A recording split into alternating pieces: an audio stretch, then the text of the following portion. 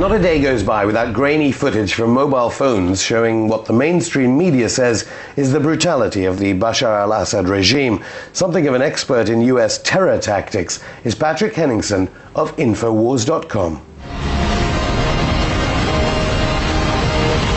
Patrick Henningsen, welcome to Double Standards. Let's start on Syria, because every day, or every other day, the media seems to be trying to imply we should be bombing Syria, we meaning the West, NATO, the United States. Yeah, I think Syria, they're looking at the template that was apparently very successful, according to the US and the British Foreign Office, that this was a great operation in Libya. We can take this template of regime change, which is really what the ultimate goal is. It's regime change, and it's to get a US and a Western friendly government installed in Syria, and also to make it better conditions for Western corporations, let's say, to go in and do business in that country, like what's happened in Libya and other countries around the world. Well, the website you're associate editor of, Infowars.com, often talks about media and media manipulation. Why do you think these analysts and pundits really think there is any similarity between Libya on the North African coast and Syria right at the center? Well, these sort of issues are incredibly complex. The further you move into the Middle East, the more complex it is. It's like an onion. You just peel off layer after layer. And the less the news pundits seem to know. Yeah, exactly. This is way too complicated for the mainstream media, because you have to look back at history. You have to look at the pedigree of how these countries were formed. Syria used to be under French control, before the Second World War. The French had a stay-behind operation in Syria and Lebanon. Possibly there might be elements of that still there today. Then you have a whole thing with the creation of Israel in 1948, and that also affected that region's geopolitics. And history is something that isn't on the top of the mind of journalists, perhaps on television. Another factor and fact being repeated is the numbers of dead in Syria. Hardly any mention that usually half the figure the Syrians are saying is of their soldiers. Right. Infowars.com and some sites are alleging that there is definitely outside interference in Syria from quasi-guerrilla movements, and I know that you've been writing about that. Look, where they're getting their information, this is exactly the same thing that happened in Libya. Where did the UN get its data for supposedly people that Gaddafi were gunning down, that he was gunning down his own people who were peaceful democratic protesters, were told in the media? This was the basis for the UN Resolution 1973. Let's move to Syria. Where's the media and where's these international bodies? Where's the US State Department? Where's the British Foreign Office? Where are they getting their data from? From the Syrian National Council. This is this new body that's been named already, who have these envoys who are already interfacing and meeting with people like Hillary Clinton in Geneva in Switzerland only a few weeks ago. This is not legitimate government. Why do you think Reuters and Associated Press would take their news from this Syrian, the Syrian Free Army, or whatever they call themselves? The Free Syria Army, yeah, or the Syrian National Council, very similar to the National Transitional Council from Libya, which is in power there. Which is in power, so to speak. But AP and Reuters, the BBC, they don't always send people out to these hotspots. That you see cell phone video of like, say, disturbances or riots in Homs in Syria, for instance. Now, Webster Tarpley, who's a very well-decorated intelligence and investigative journalist, went to Homs in the end of October. He went there, he spoke to the mayor, he spoke to hundreds of people. He said that the BBC were never there, CNN was never there, there was no uprising there. There was a lot of sniper activity there, and no one knows who's paying and putting these snipers on buildings and shooting civilians. I guess the BBC and CNN would say, but the mobile phones were there. Yeah, there's some shaky cell phone coverage of some people marching down the street, but actually the people in Homs were complaining because they wanted more protection from the Assad government, from Damascus, from this random violence. So, look, the real story with Syria is all the answers to all these questions in this smoke and mirrors foreign policy game is always in the mainstream media. You just have to be able to fish it out. I'll give you a point. The U.S., Syria asked for the U.S. ambassador to Damascus, Robert Ford. Syria asked him to leave. Who is Robert Ford?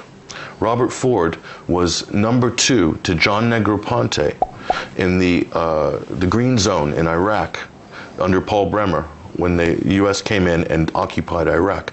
John Negroponte has an interesting history. John Negroponte is a pioneer of the death squad.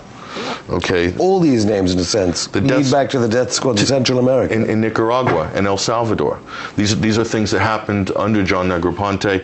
He was the architect working, and he was a protege in a way of Harry Kissinger. Okay, so you have this amazing pedigree of these experts in destabilization, which is being able to pit one group against another. Okay, now Syria. Well, they obviously were running death squads.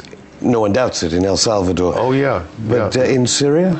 In Syria, well, that's the accusation that has come from some corridors of the Syrian government. But you have to look at these career diplomats who have this, CIA or this black op pedigree, and it doesn't take a genius to figure out why they're put into sort of these key places. Now, anybody will tell you, anybody in Syria or in the Lebanese government will tell you that there's Spook City, okay, in Beirut, in Syria, and they have people in NGOs, they have people in charities. This is the new thing. In fact, Egypt just raided, and this is mainstream news, this was in the BBC, this is in Reuters and AP, Egypt raided 17 NGO offices before Christmas.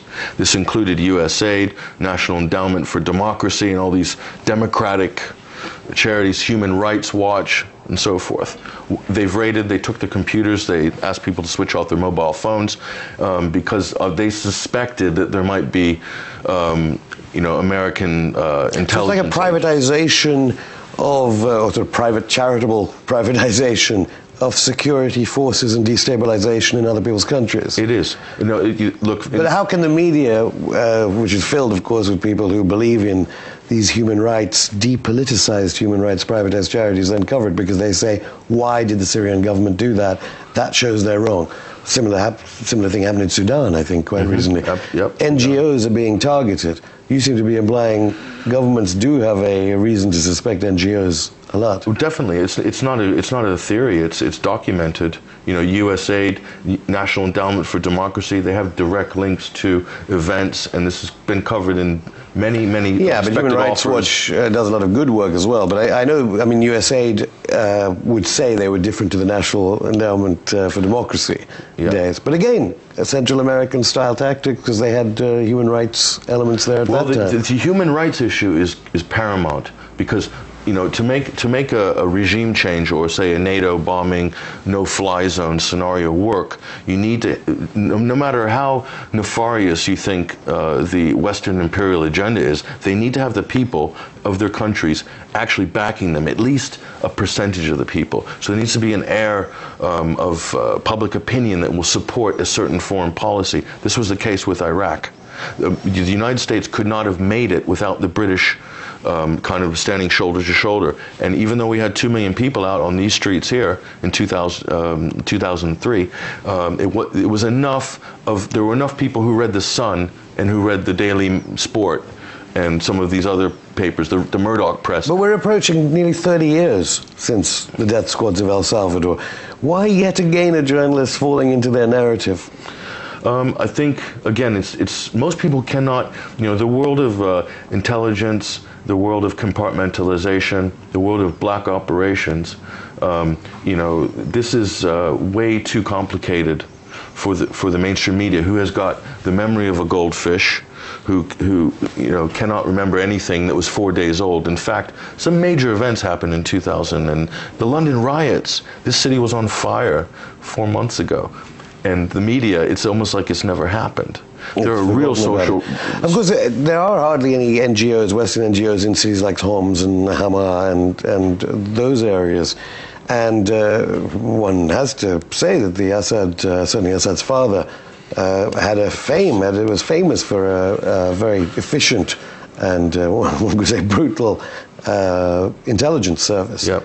How have they managed to fail so much, given that these groups are forming in northern Syria as well?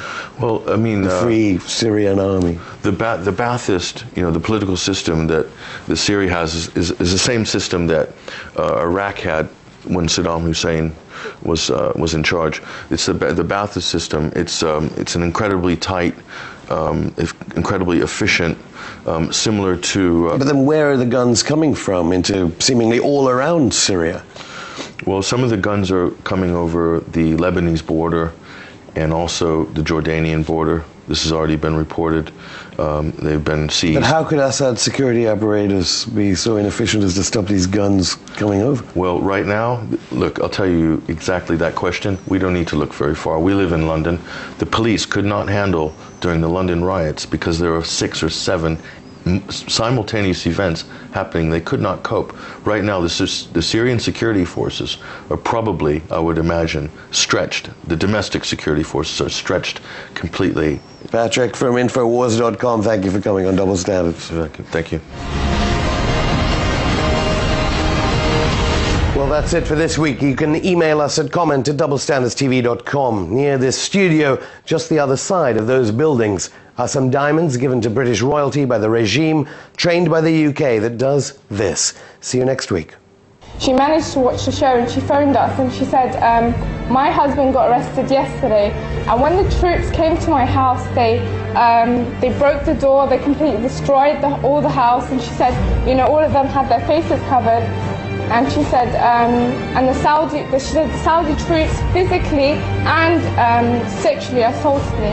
And she said they said like all these dirty words which I don't even want to mention. بدون ما طلعت بصوتك سامع انك ما ترضى على بناتك ينهانون، ما ترضى على ابناء بنتك يلمسها رجال، هذا شرف، انت ترضى على شرف؟ شرطة بخدمة الشعب، مو شرطة تقتلون الشعب.